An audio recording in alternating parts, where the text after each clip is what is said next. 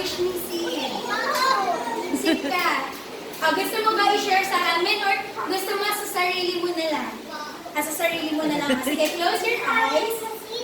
Close your eyes. Sid, close your eyes. Sid! Sid, close your eyes. Sige, make a wish. Sige, make a wish. Sabihan pa kami pag done na yung wish mo. Mukhang mahaba ito, mami. Lagot kayo. Okay na.